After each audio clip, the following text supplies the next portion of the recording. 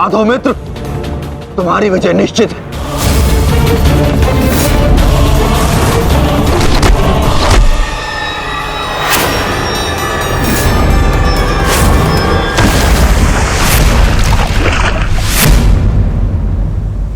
माधव, यदि ऐसा ही चलता रहा तो भीम दुर्योधन के आगे अधिक समय तक टिक नहीं पाएगा।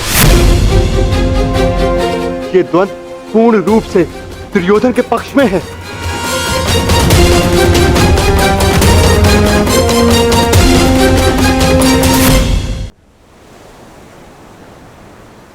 धर्म स्थापना का मार्ग सरल कहां होता है धर्मराज। उसमें अनेकों कांटे होते हैं, अनेकों ठोकरें होती हैं, अनेकों आघात होते हैं। महाबली बलराम अब इस युद्ध के निर्णायक हैं। युद्ध का परिणाम इस द्वंद्व पर निर्भर है।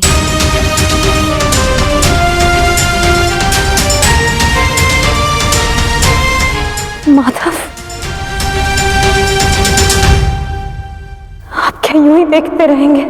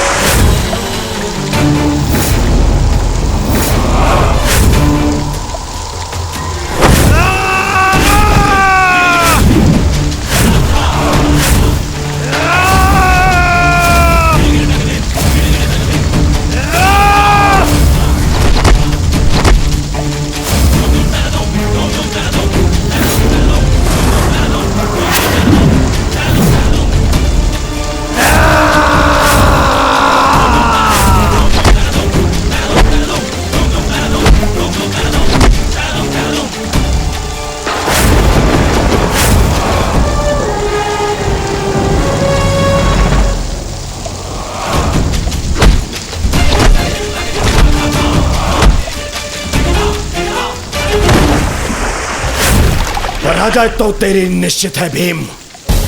फिर क्यों पराजय के साथ साथ मृत्यु का भी आह्वान कर रहा है?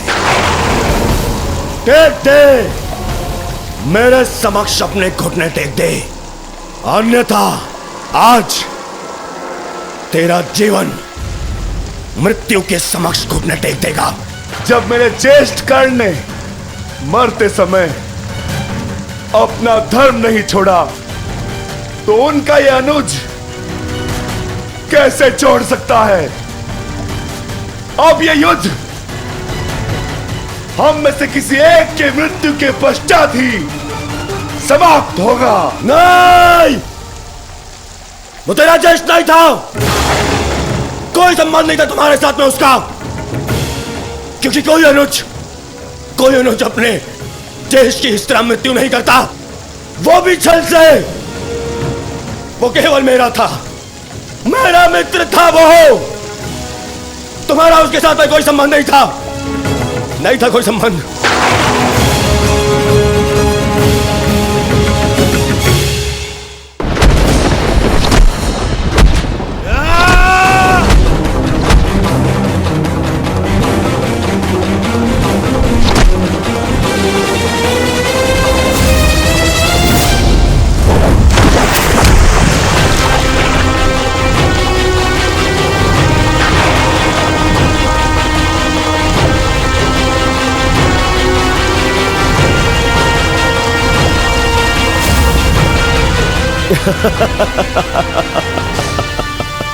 क्यों पांडवों, आनंद आ रहा है?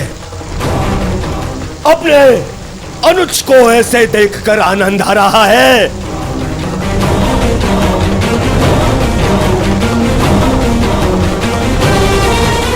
इसी के सहारे इस युद्ध में विजय प्राप्त करने का स्वप्न देखा था ना तुम लोगों ने?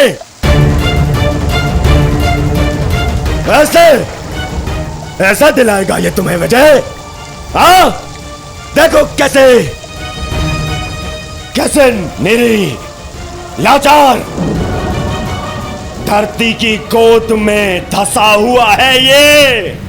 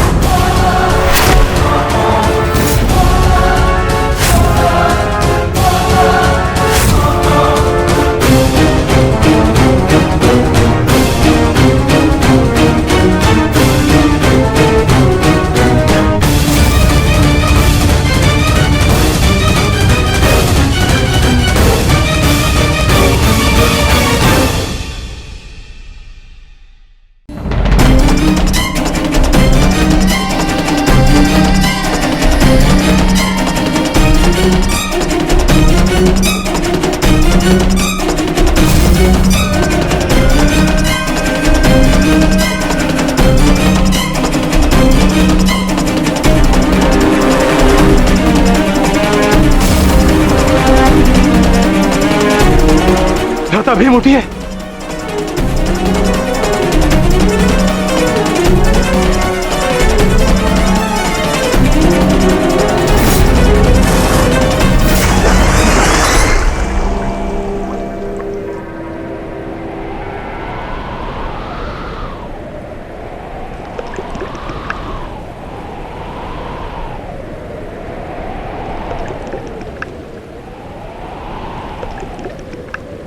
उठिए भ्राता भीम, उठिए भ्राता भीम, उठिए भ्राता भीम।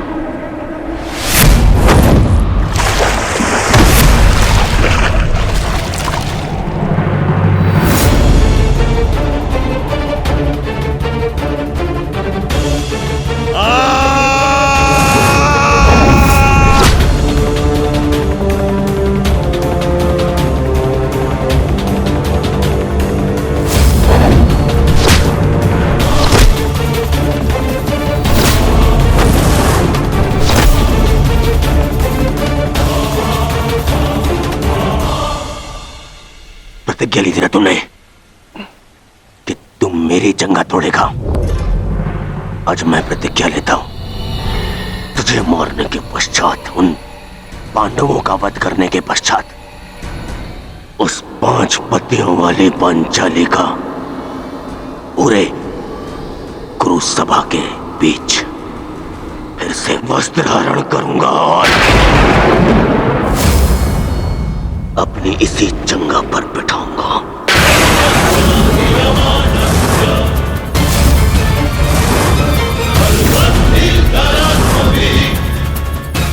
ये श्रद्धांजलि है मेरे 99 भाइयों के लिए।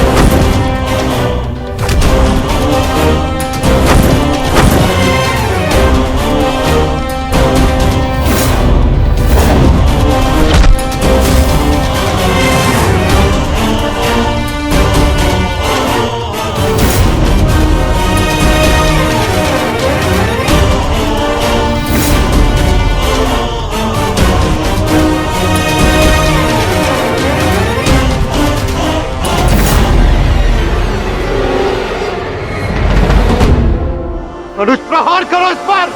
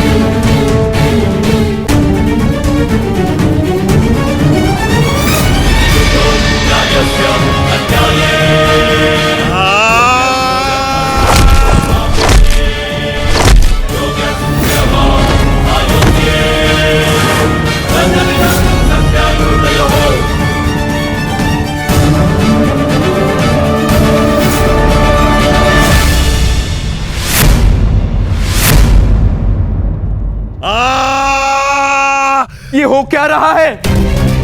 स्वयं महाबली बलराम के होते हुए इस प्रकार नियम का उल्लंघन कैसे हो सकता है? बलराम को कुछ करना होगा। ये छल है बॉस।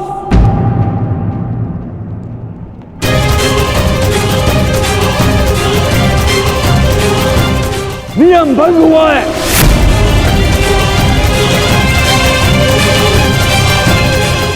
रुक जाइए दाऊ। आपने कहा था कि जो नियम भंग करके विजय प्राप्त करेगा तो आप उसे दंड देंगे, किंतु अभी जय विजय का निर्णय नहीं हुआ है दाऊ। आप भीम को अभी दंडित नहीं कर सकते।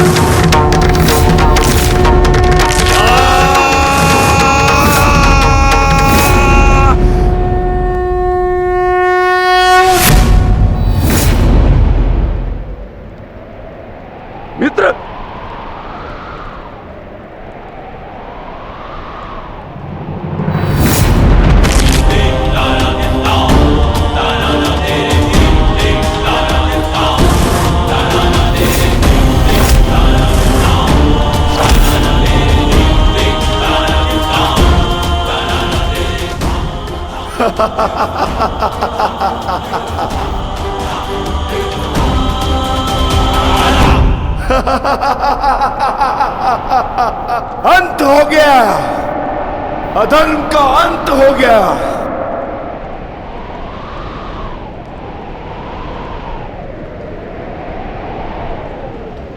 ज्येष्ठ, पांचाली से कहना मैंने अपनी प्रतिज्ञा पूर्ण कर ली।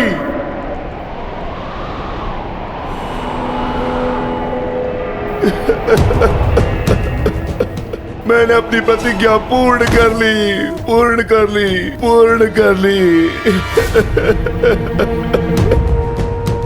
ये 100 हाथी के बल वाला भीम 100 भ्राताओं का हत्यारा बन बैठा।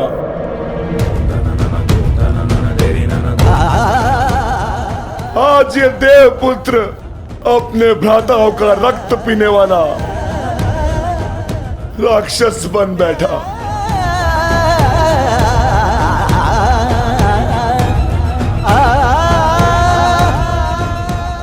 मैंने अपनी प्रतिज्ञा पूर्ण कर ली पांचाली। तुम्हारे अपमान का प्रतिशोध मैंने ले लिया।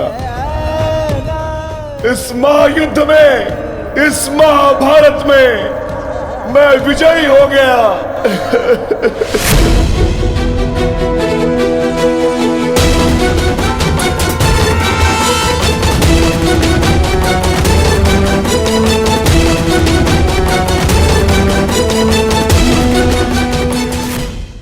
इस महायुद्ध में, इस महाभारत में मैं विजयी हो गया। परंतु आज स्वयं को हार गया ये वृकोदर भीम। हार गया ये वृकोदर भीम।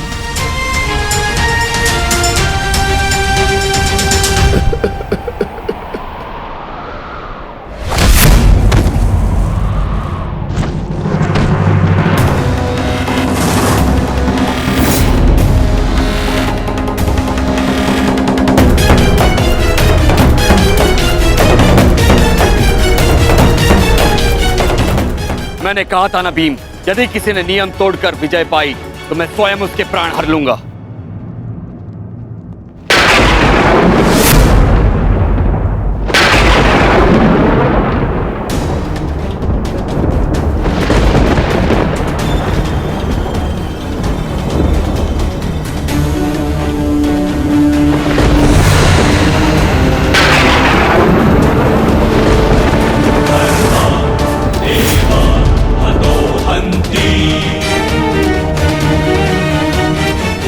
तुमने दुर्योधन की जंगा पर प्रहार करके द्वंद का नियम तोड़ा है भीम।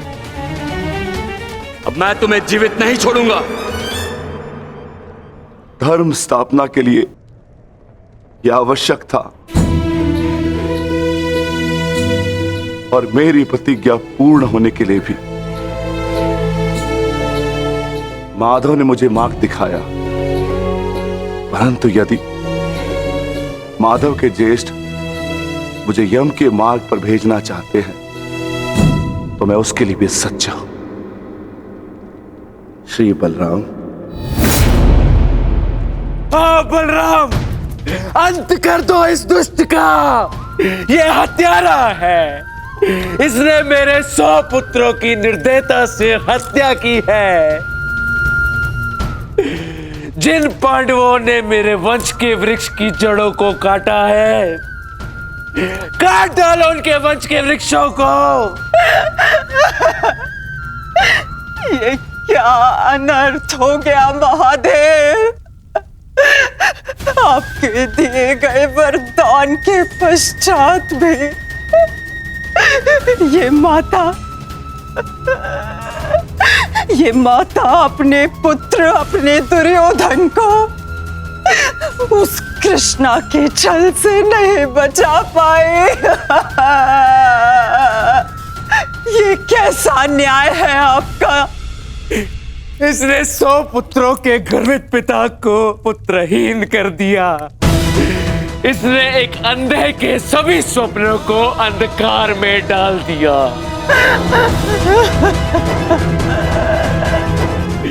अंत कर दो इसका, मार डालो इसको अंदर।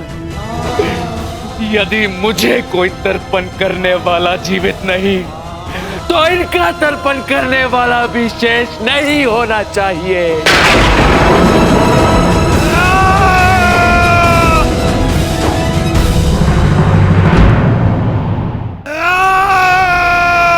एक क्षण रुक जाइए दाऊ।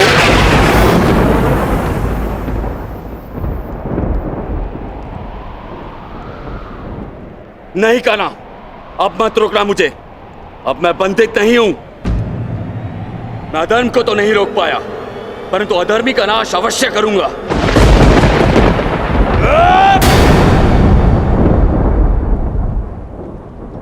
किंतु अधर्म कहां हुआ है दाऊ?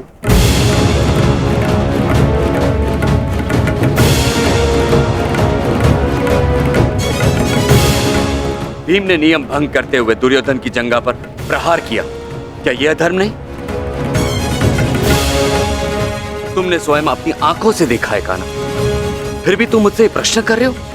हाँ दाऊ, क्योंकि ये प्रश्न उचित है।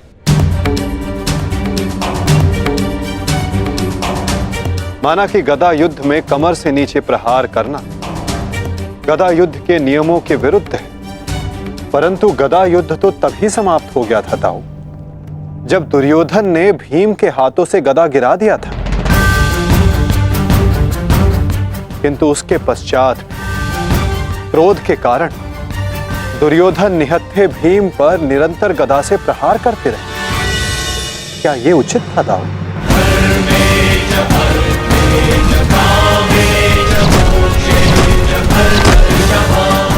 नियम तो दुर्योधन ने तोड़ा था, विकोदर भीम ने तो केवल आत्मरक्षा का प्रयास किया था, जिसके कारण विकोदर को विवश होकर दुर्योधन की जंघा पर प्रहार करना पड़ा।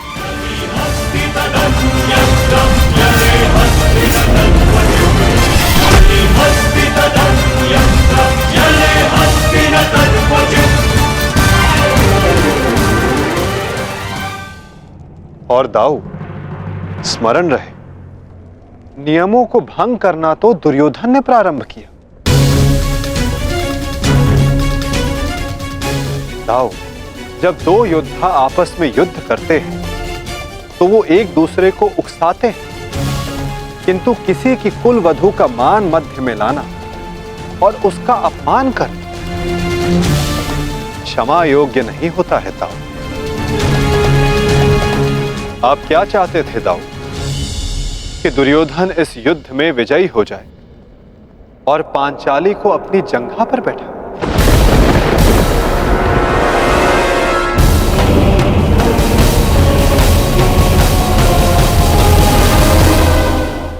आप क्या चाहते थे दाऊ? कि दुर्योधन इस युद्ध में विजयी हो जाए और पांचाली को अपनी जंघा पर बैठा।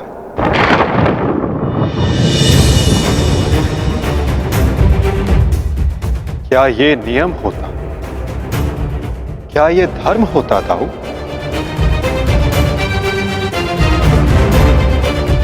यदि ये दोनों युद्ध करना चाहते हैं तो करें। इस युद्ध का निर्णायक मैं बनूंगा। और स्मरण रहे, जिसने भी इस युद्ध में नियमों का उल्लंघन करके विजय पाई, उसे मैं स्वयं अपने हल से समाप्त कर दूंगा।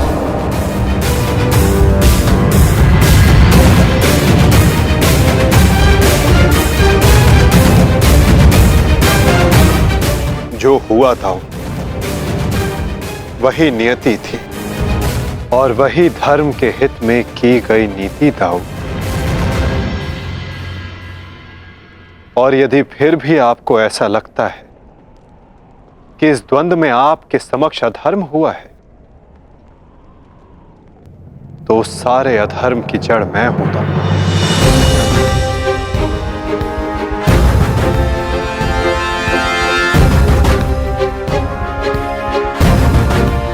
तो पहले मेरा संहार कीजिए दाऊ। मैं इस दंड के लिए प्रस्तुत हूं।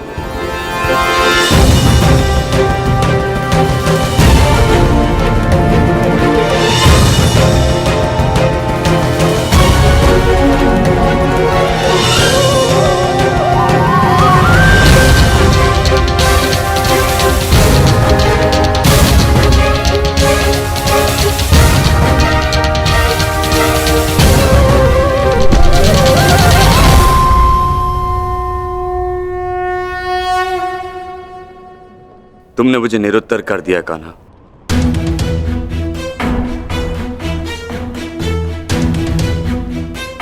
परंतु निराश मैं अभी भी हूं। भले ही दुर्योधन हार गया, परंतु मेरी दृष्टि में आज भी वो मेरे पश्चात संसार का सर्वश्रेष्ठ गदाधारी रहेगा।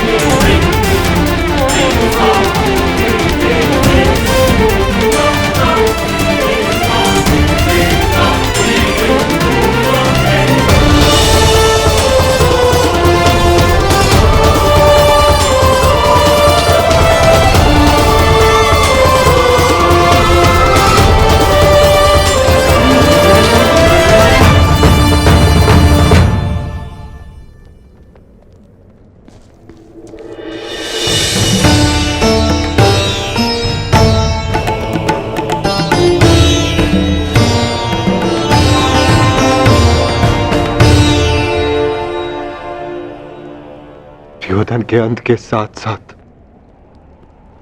इस युद्ध का भी अंत हुआ वासुदेव। हम विजयी हुए। धर्म ने आज पुनः अधर्म पर विजयी पा ली। युद्ध समाप्त हो चुका है। चलिए सब शिविर की ओर चलते हैं।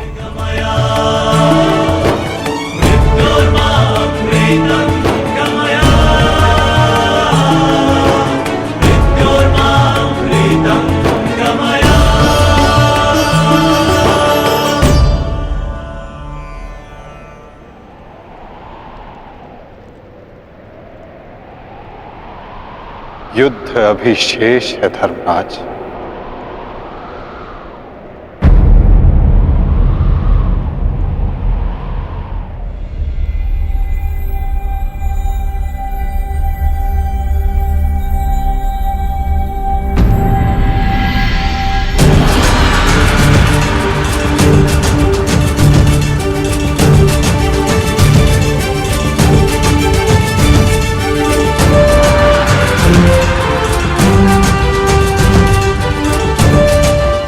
पांचाली तुम सबकी प्रतीक्षा कर रही है।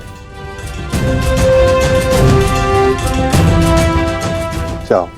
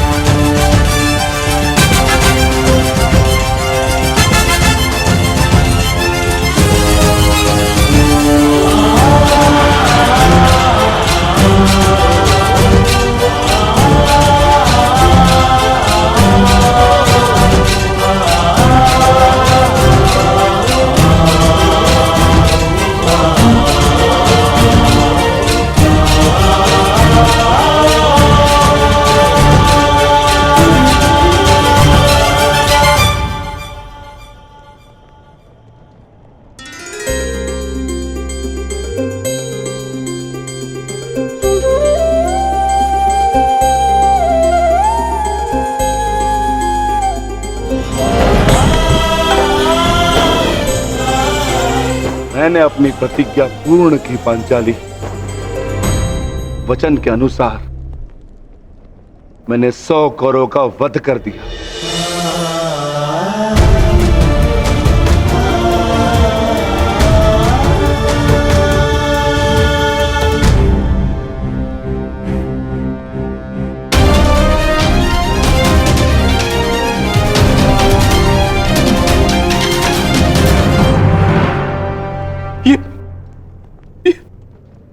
ये क्या हो गया मित्र? कृतवर्मा, देखो देखो मेरे मित्र की क्या दशा कर दी उन्होंने। ये सब उस वासुदेव का किया है।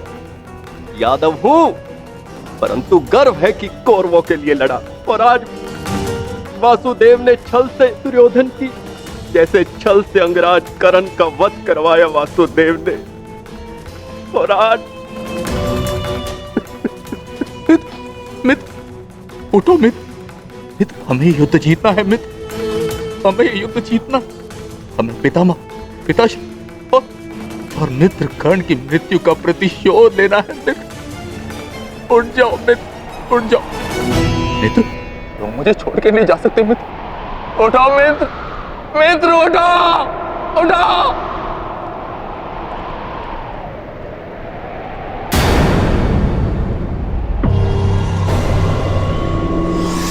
नहीं अश्वत्थामा, हम ये युद्ध हारे नहीं हैं अभी।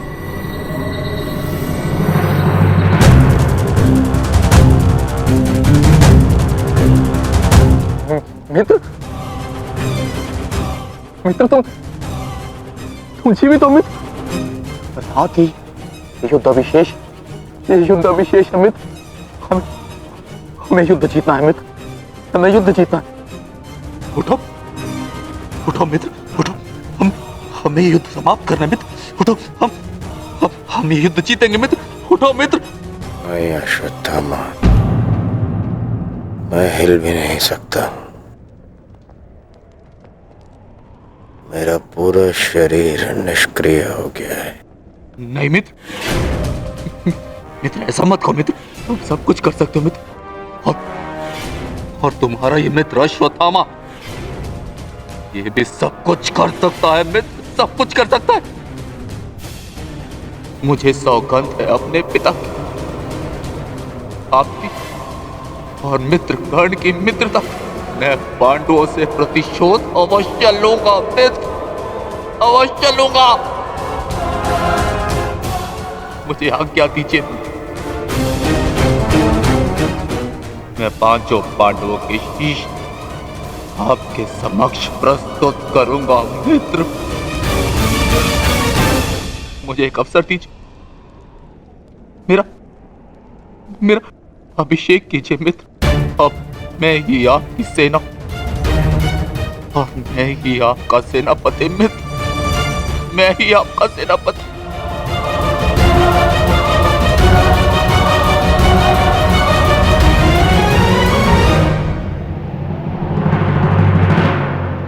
जाओ अश्वत्थामा, जाओ और मेरा प्रतिशोध लेकर आओ।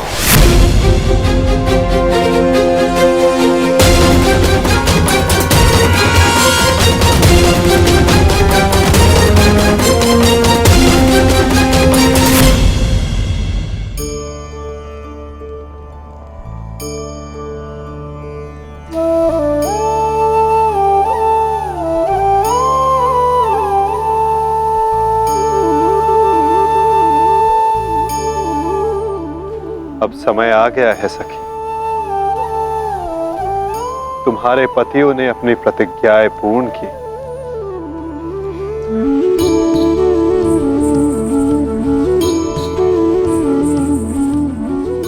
अब तुम अपना सम्मान वेश धारण कर सकती हो, चूड़ामणि धारण कर लो सखी।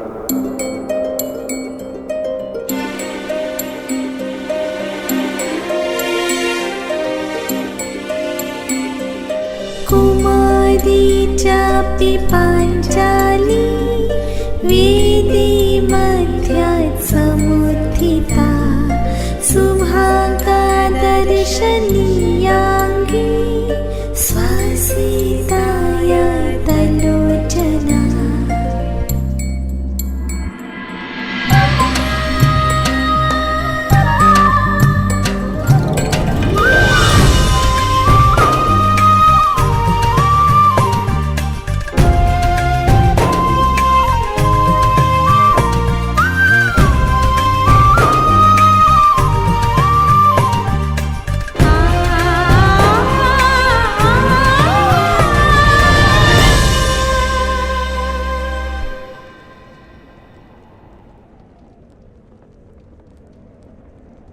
चलिए ज्येष्ठ, अब हमें चलना चाहिए।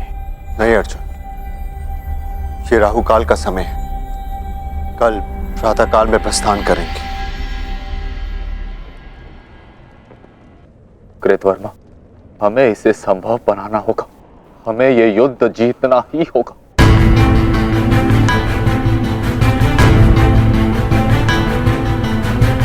मैंने मित्र दुर्योधन को वचन दिया है और मैं इसे पूर्ण करके रहूंगा। किंतु योजना क्या है? योजना है मेरे पास।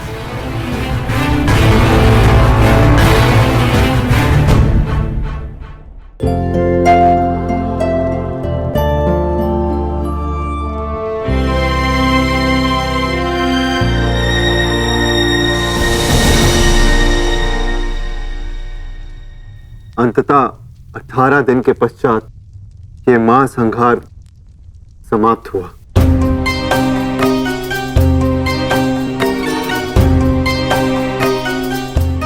युद्ध भूमि को त्यागने से पूर्व युद्ध को संपूर्ण नहीं समझा जाता धर्मराज।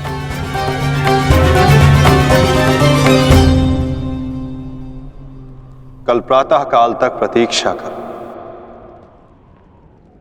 क्या पता कि कोई और चुनौती हमारी प्रतीक्षा कर रही है। आज रात्रि जब वो विश्राम करें तो हम उनका संहार करेंगे। जिस प्रकार उल्लू रात्रि में अपने शत्रु का अंत करता है, उसी प्रकार हम भी पांडवों का शिकार करेंगे। पांडवों का स्वागत हस्तिनापुर में नहीं, यमलोक में होगा। यमलोक में। यदि कल प्रातः काल तक कोई चुनौती नहीं आती तो ही इस युद्ध को समाप्त समझना धर्मराज। किंतु माधव, अब हमें चुनौती देने के लिए शेष बचा ही कौन है? अश्वत्थामा।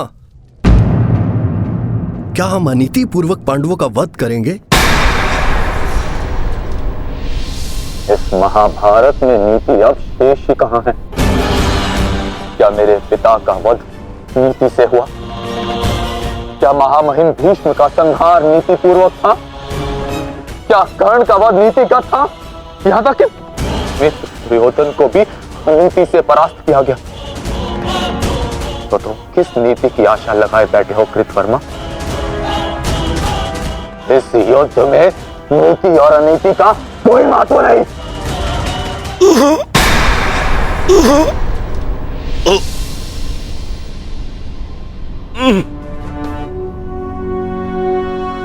महत्व है तो केवल विजय का। महत्व है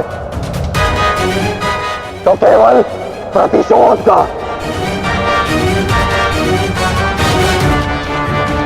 विजय पाने का केवल एक ही मार्ग है, आक्रमण। और वो भी तब जब शत्रु निद्रा में लीन हो।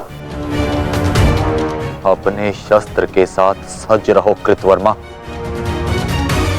और रात्रि की प्रतीक्षा करो।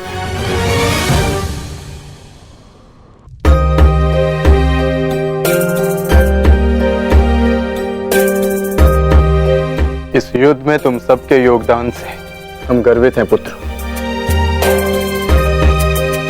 इस युद्ध में तुम सबका प्रदर्शन प्रशंसनीय था। युद्ध अब समाप्त हो चुका है और भोजन के पश्चात तुम सबको विश्राम करना चाहिए। पुत्र ही क्यों, उनके पिता भी निश्चित होकर विश्राम करेंगे।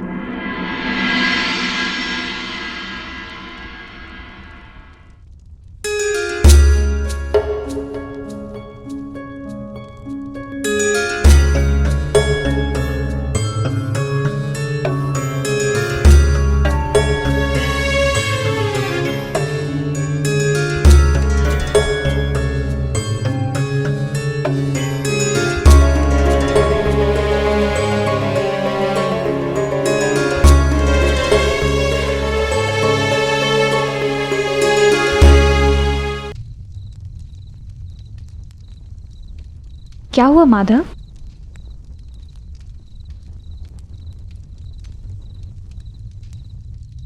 एक अग्नि की चिंगारी बुझते बुझते भी कुछ ना कुछ भस्म करने का सामर्थ्य रखती है सखी।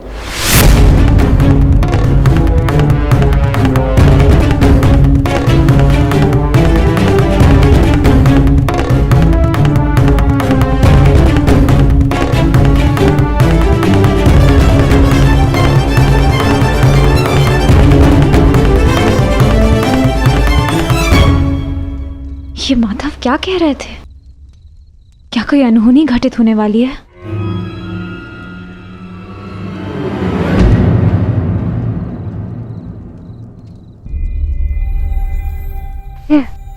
क्या हुआ पांचाली? इतनी विचलित क्यों हो? आर्य, माधव की बातों से ऐसा प्रतीत हो रहा था जैसे युद्ध अभी समाप्त नहीं हुआ है। कुछ शेष है जो हमें हानि पहुंचाने के लिए सज्ज है।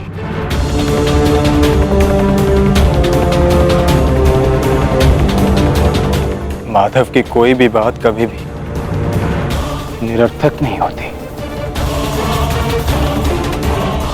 हमें उनकी बात के पीछे अर्थ को समझना होगा।